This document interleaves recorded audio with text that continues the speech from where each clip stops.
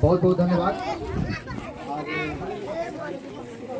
ऐसा अवसर पे हमें बोलने का मौका मिला और अपने समाज के बीच, हम गरीबों के बीच उपस्थित होने का मौका मिला। साथियों, सभी जानते ही हैं कि आज का जो बैठक है केवल और केवल शिक्षा को लेकर के है। शिक्षा में कैसे जागृति लाया जाए, शिक्षा कैसे गरीब लोगों को प्राप्त होगा, शिक्षा से जो हमारे समाज खास करके दलित और महादलित समाज जो वंचित रह जाते हैं, क्या कारण है, इन सभी विषयों को लेकर के ये बैठक रखा गया है। और खुशी की बात यह भी है कि यहाँ देख रहे हैं कि कॉपी है, कलम है, पेंसिल है, बच्चे लोगों को वितरण किया जाएगा। तो बच्चे लोगों को भी बहुत प्रोत्साहन मिलेगा, बहुत खुशी होगा और उसको पढ़ने में भी अच्छा लगेगा और उसको हिम्मत मिलेगा और जोश मिलेगा कि हमको ये सब चीज़ें से सम्मानित किया जाता है। साथियों, कहना चाहता हूँ कि हमारे समाज के लोग खास करके अभी देख रहे हैं कि मान लिया जाए कि हमारा उम्र 25, 26, 27, 28 साल है। हमारे उम्र के बहुत सारे लोग मैट्रिक, इंटर, 9वां 10वां पढ़े हैं। उसके बाद उतना ही पढ़ करके वो बेचारा स्टॉप हो जाता है। आगे उनको स्किल नहीं मिल पाता है कि क्या आगे हमको करना है। इसी के कारण हमारा समाज अधिकार से वंचित रह जाते हैं और जहां हमको पहुंचना चाहिए वहां हम पहुंच नहीं पाते। हमको वहां जा करके मालिक बनना चाहिए, लेकिन हम मालिक ना बन करके उनसे हम पैरवी लगवाने लगते हैं। वो इसलिए कि हम कम पढ़े लिखे हैं और वो दूसरा समाज के लोग हमसे ज़्यादा पढ़ लिख लेते हैं और वो अधिकारी बन जाते हैं और उनके पास फिर हमको पैरवी के लिए जाना पड़ता है। हालांकि हम भी 9वां 10वां मैट्रिक, इंटर पढ़े रहते हैं, लेकिन फिर भी हमको पैरवी करना पड़ता है। तो इन सारी बातों को लेकर के एक बात हम कहना चाहता हूँ कि 25 तारीख को बोध गया के महाबोधि संस्कृति केंद्र में एक सम्मेलन रखा गया है। उस सम्मेलन का नाम है युवा शिक्षा समारोह। शिक्षा के प्रति कैसे जागृति लाया जाएगा, कैसे जो 9वां 10वां इंटर करने के बच्चे जो छोड़ देते हैं पढ़ाई को, आगे कैसे उसको स्किल मिल पाएगा। वहाँ सभी सरकारी पदाधिकारी, शिक्षा से जुड़े बड़े से बड़े बिहार के पदाधिकारी लोग वहाँ उपस्थित होंगे। तो आप लोग को इस माध्यम से हम आह्वान भी करना चाहेंगे कि उस दिन आप लोग जरूर उपस्थित होंगे महाबोधि संस्कृति केंद्र बोधगया में। उसमें एक और प्रोटोकॉल है, उसको हम लोग पालन करते हुए चलेंगे। उसमें जो भी 10वां और इंटर का बच्चे किए हैं, जो फर्स्ट डिवीजन लाए हैं, उन बच्चों को हम लोग एक सम्मानित पत्र के द्वारा सम्मानित करेंगे और उनको सम्मानित करेंगे और कैसे आगे वो जीवन में डेवलप करेगा, मैट्रिक, इंटर पढ़ने के बाद क्या उसको करना है, कैसे उसको रास्ता मिल पाएगा, क्या वो जीवन में करना चाहता है, इन सारी मुद्दे को लेकर के महाबोधि संस्कृति केंद्र में एक सम्मेलन रखा गया है। तो 25 फरवरी को आप लोग जरूर उपस्थित होने का काम कीजिएगा। और साथ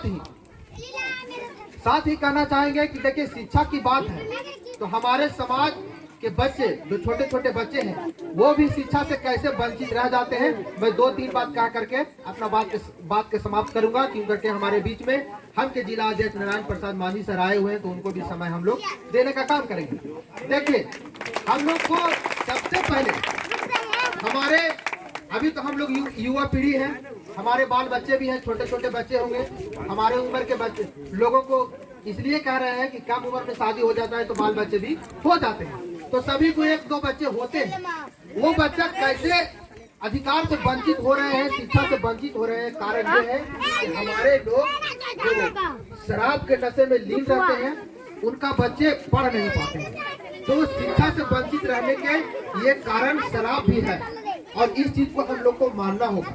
वह इसलिए हम कह रहे हैं कि सुबह हम उठते हैं और सुबह उठ करके अपने बच्चे को स्कूल जाने के लिए तैयार नहीं करते, लेकिन हम पहले अपना पीने के लिए चल जाते हैं और पी लेते हैं। और मेरा बच्चा क्या करता है कि मेरा बच्चा सुबह उठ के खेलने लगता है। मेरा पत्नी जो है वो सुबह उठ करके अपने बच्चों के लिए खाना बनाने लगते हैं, अपने पति के लिए खाना बनाने लगते हैं, वो इसलिए कि वो काम पर जा सके। तो पत्नी तो अपना दायित्व निभाती है, लेकिन पति जो है सुबह उठते हैं और सुबह चल जाते हैं पीने के लिए और बच्चे खेलने लगते हैं। जब पत्नी खाना बनाती है तो खाना बनाते बनाते उनको समय हो जाता है, स्कूल का समय पार कर जाता है और बच्चा इसी कारण से स्कूल नहीं जा पाते हैं और बच्चे खेलने में विलम्ब हो जाते हैं। और वो बच्चे जब स्कूल, कुछ लोग मछली मारने के लिए चल जाते हैं, कुछ लोग गेंदा खेलने के लिए चल जाते हैं। तो इस चीज पर हम लोग को ध्यान देना होगा।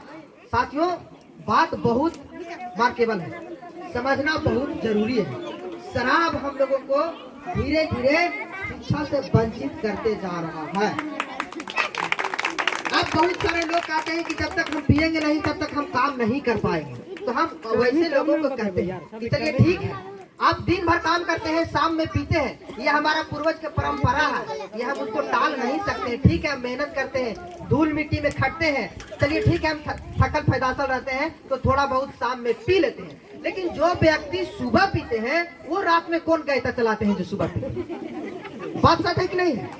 रात में कौन कहता चलाते हैं जो सुबह उठ के पीने लगते हैं, और सुबह उठ के पीते हैं और हमारा बच्चा शिक्षा से वंचित हो जाता है। हमारा पत्नी तो सुबह उठ करके अपने बच्चा के लिए खाना बनाता है, अपना पति के लिए खाना बनाता है, लेकिन हम उठ करके सुबह पीने चल जाते हैं। हम अपना बच्चा को नहाते नहीं है, बाल नहीं काटते हैं, उसको कपड़ा नहीं पहनाते हैं, उस समय पे बच्चा स्कूल नहीं जा पाता है। इसी कारण से वो गेंदा खेलता है, मछली मारता है, चूहा मारता है, और इसी कारण से हमारा बच्चा शिक्षा से वंचित होते जा रहा है। तो साथियों, हम लोगों को इन सारी चीजों पर ध्यान देना होगा, खास करके शराब से हम लोग को धीरे धीरे दूर होना होगा। और जब तक बाबा साहब भी बोले थे कि शिक्षित बनो, संगठित बनो और संघर्ष करो, तो जब तक शिक्षित नहीं बनेंगे तो वो व्यक्ति संगठित नहीं हो पाएगा। जब उसके अंदर कोई स्किल नहीं रहेगा तो वो संगठित नहीं हो पाएगा। जब संगठित नहीं हो पाएगा तो वो संघर्ष कैसे करेगा? अकेला चना तो कोई भाड़ नहीं फोड़ सकता है, सब कोई व्यक्ति तो बाबा दशरथ मांझी नहीं बन जा सकता है ना?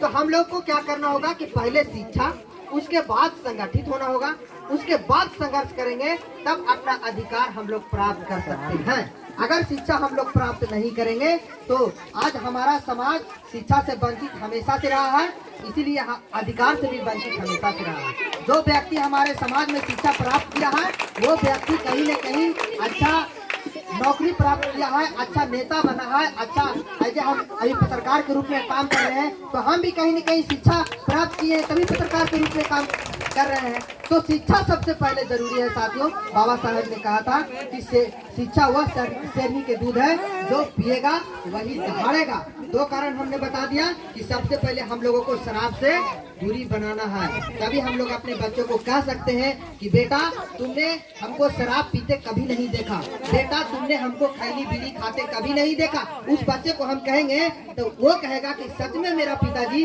कभी शराब नहीं पिया, खैनी नहीं खाया, बीड़ी नहीं पिया, तो हमको भी नहीं करना चाहिए। अगर हम पिएंगे खाएंगे तो मेरा पुत्र को कहेंगे कि बेटा तुम नशा क्यों करता है, तो वो सीधा जवाब देगा कि तुम कौन सा दूध के धुला हुआ है। तो इन सारी चीजों पर हम लोग को ध्यान देना होगा, तभी हम लोग शिक्षा में डेवलप कर सकते हैं। बहुत बहुत धन्यवाद। मेरा नाम वीरेंद्र कुमार मांझी है, बहुत जगह रहने वाला हूँ, ऐसे सोशल मीडिया चलाता हूँ, आप लोग की समस्याओं को उठाते रहता हूँ। बहुत बहुत धन्यवाद।